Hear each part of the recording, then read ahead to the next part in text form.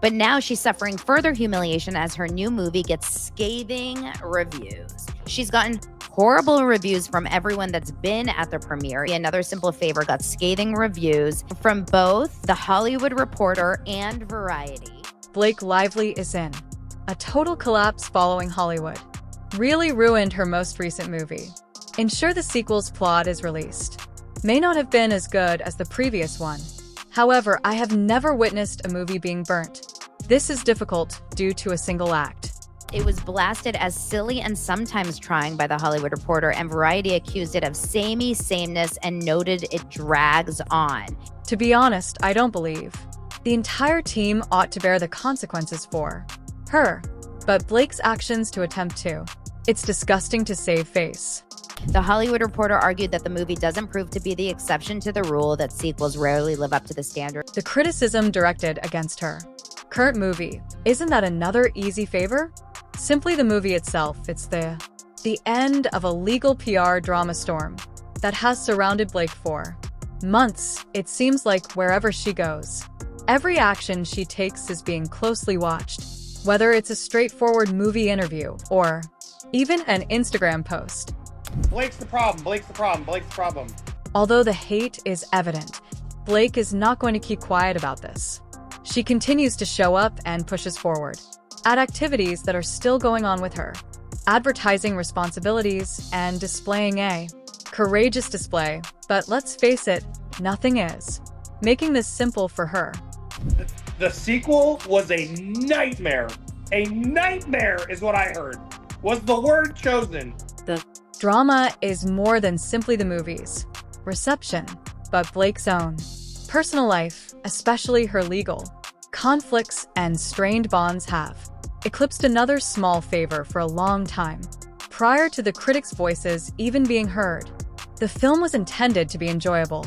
Continuation of the initial small favor, a movie that captivated viewers with its star power and a twisted narrative, but instead of being honored, it's becoming torn, and it's difficult to overlook the reality of Blake's continuous legal and personal struggles are causing a lot of this.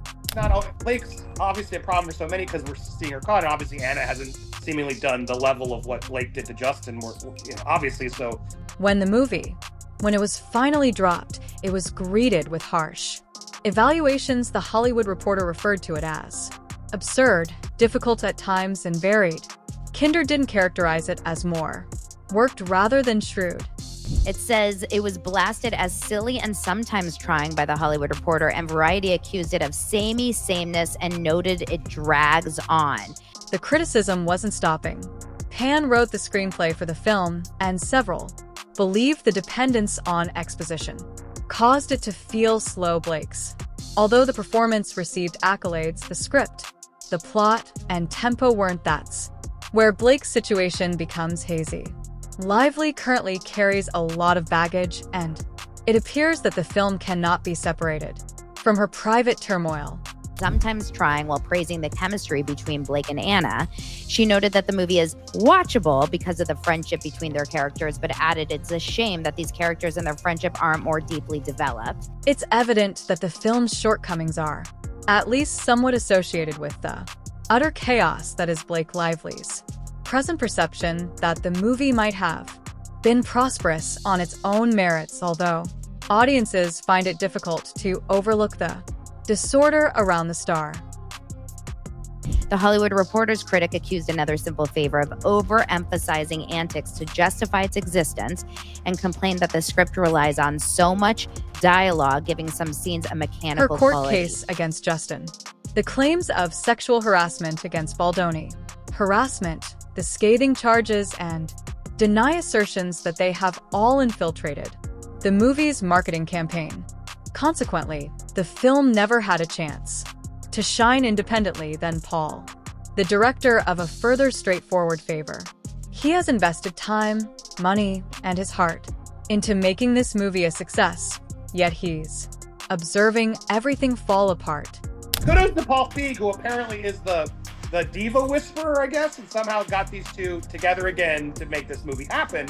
It has received a punch from critics to the stomach, particularly after all the amount of work required to create the sequel. He has voiced his dissatisfaction in public. However, what can he actually accomplish for the movie? Failure has nothing to do with the caliber of it's the direction or the production. The burden of Blake's individual struggles that are taking precedence over all of his difficult. A drama is taking precedence over the task. That is entirely beyond his control, and you have no idea how difficult that must be for him. The production did not go well. It was stressful as hell. Paul Feig is the one who somehow can magically make these two be nice. Most significantly, Blake and Justin's legal disputes. Baldoni has assumed a central role, and it appears that every element of her existence is now eclipsed by these claims, the claims of sexual, Blake's slander campaign, and harassment. Justin's accusations against her have examined her closely these days. Personal conflicts are no longer restricted to private affairs and courtrooms. They are featured on the first page, and they're creeping into every aspect of Blake's professional career based on her film releases to her public persona. And yeah, she seems not very nice herself. She doesn't come across very nice to me, and I like her. I like her in Trolls, Pitch Perfect, Up in the Air. Like, she's done a lot of great work. As an actress. The scenario seems to go on forever.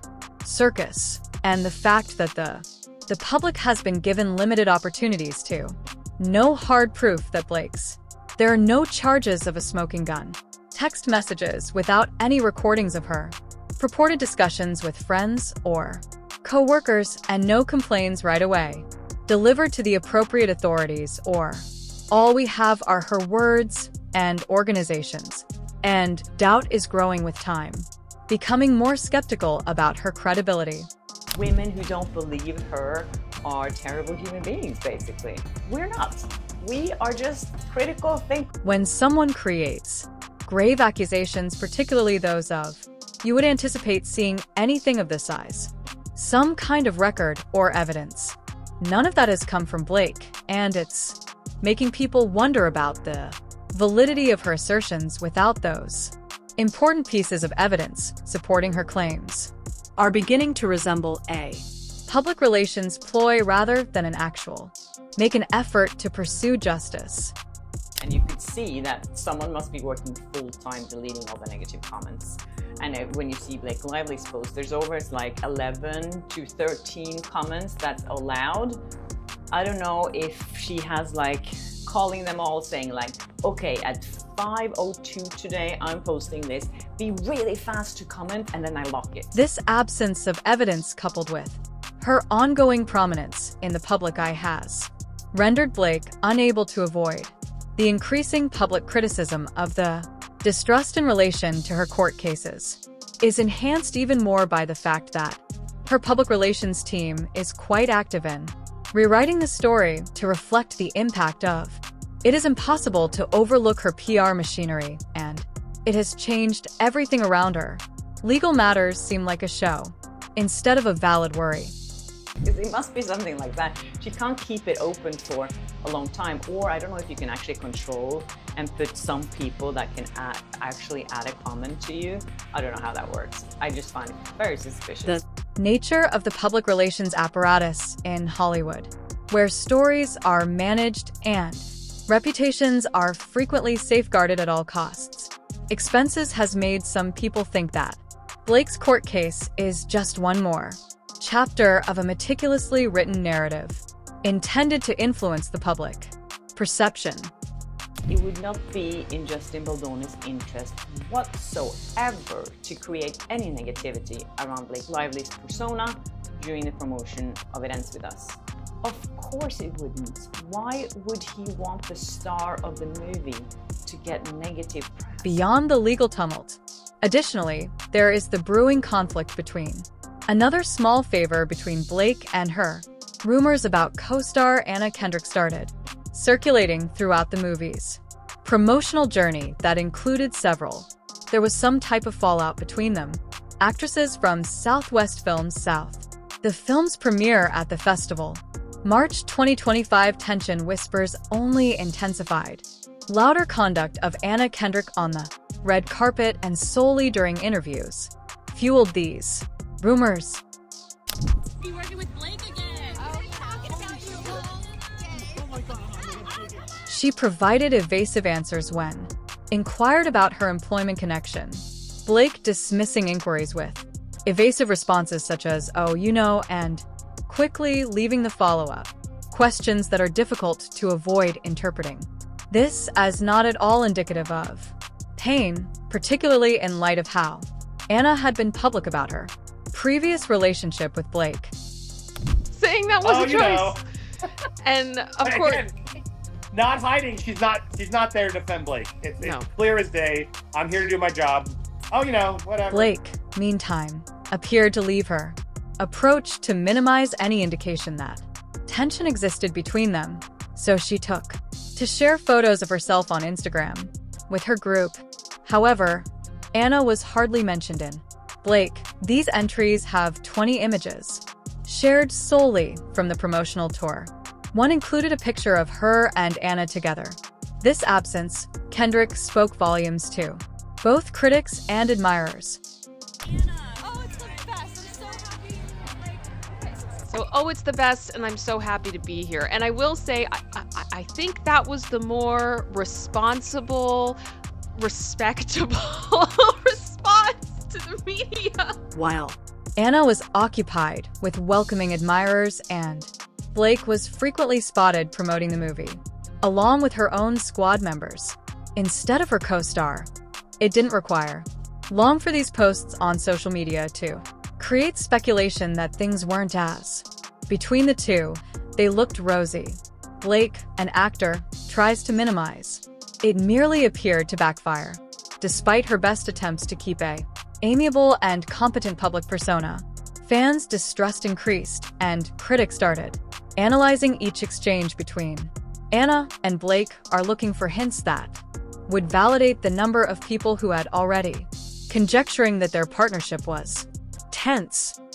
It's very easy to bully Blake, and it's very easy to bully Blake and say, we don't like Blake right now. And I get it. I'm not trying to tell you don't harass and bully her for real, but I'm just saying to not like her for what she did to Justin. I get it. I'm with you. Blake's posts on social media, which she probably meant to be benign merely, contributed to widening the gulf as the rumors increased.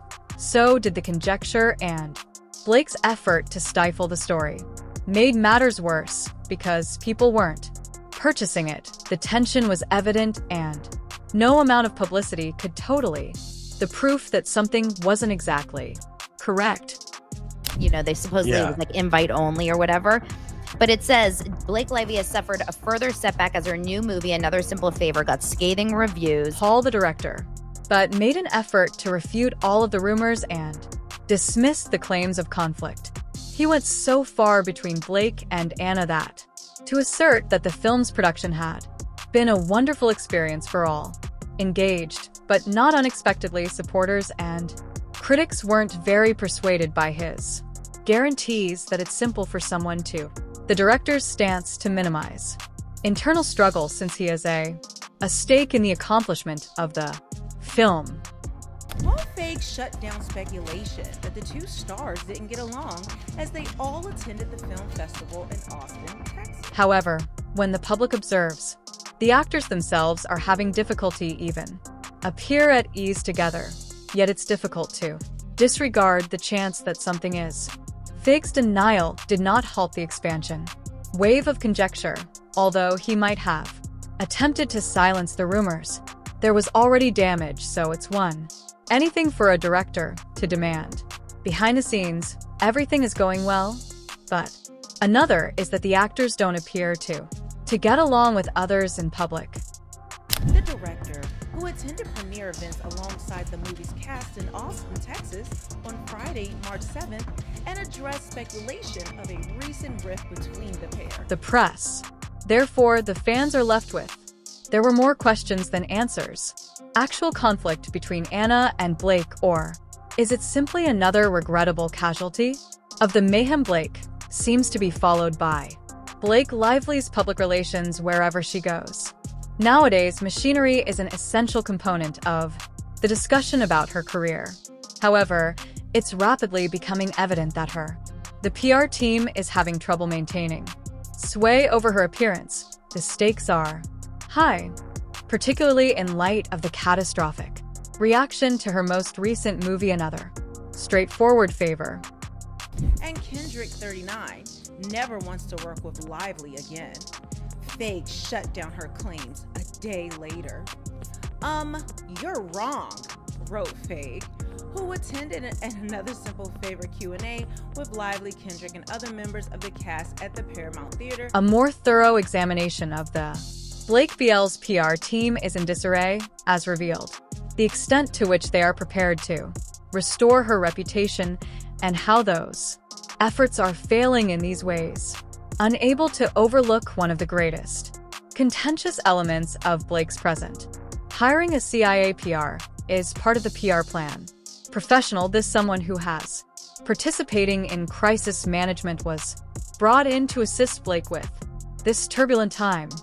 They just put out whatever PR wants them to say and spin, and they don't really go into any more detail than that, because that's the whole machine. That's the Hollywood and media machine. The choice to introduce a person with such eyebrows were raised by the high-level background, but it is increasingly evident that even a CIA agent cannot resolve every issue. The PR team's attempts to manage the Blake story has resulted in enormous difficulties, since the public is more doubtful than ever. Instead of smoothing out their tactics, seem to be intensifying the conflict. A crucial component of their work entails influencing public opinion by social media usage has been increasing. Claims made by Blake's public relations team been flooding social media with bots, with phony fan backing. That's the whole machine. That's the Hollywood and media machine. This is how they work together in conjunction to try to turn a narrative or spin a narrative to the public, to try to, influence what people think and how they feel. These bots occasionally pose as ordinary users have been sent to block out criticism and strengthen the blade. This strategy's impact on Elle's public image has only fostered rumors that her public relations team is attempting to control the discussion, and more people are becoming aware of it. Red flags have been hoisted in phony support, particularly when it becomes clear that the purpose of these accounts is to flood comment parts that are similarly ambiguous, encouraging remarks in support of Blake. These patterns are more than mere conjecture, have been observed and recorded throughout different social media networks. This is where he posted, so he didn't reply to me. The director actually reposted my thing and replied on his own account. However, social media is not the end of it. Media regarding her movies. Evaluations Blake's PR staff has encountered charges of rating manipulation in.